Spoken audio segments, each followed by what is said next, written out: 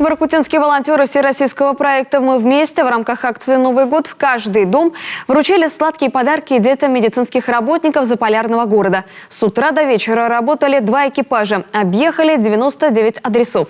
Подробнее Елена Кононова.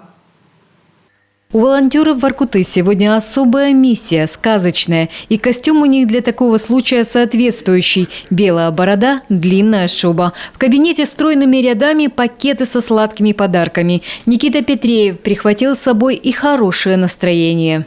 Мне этим настроением потом делиться с ребятами, их родителями и дарить подарки. Ведь самое главное, это ради чего мы все это делаем. В каждой семье сказочного волшебника с гостинцами ждали и приготовили дедушке ответный подарок.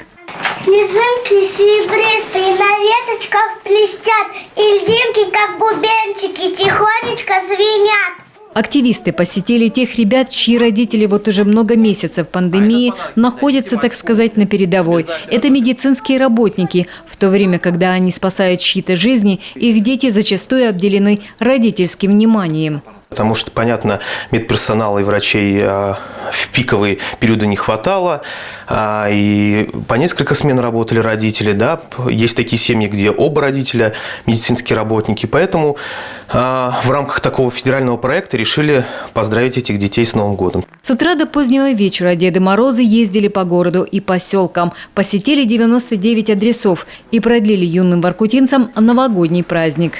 Елена Кононова, Ирина Шумихина, Кирилл Нифонтов, телеканал Юрган, Воркута.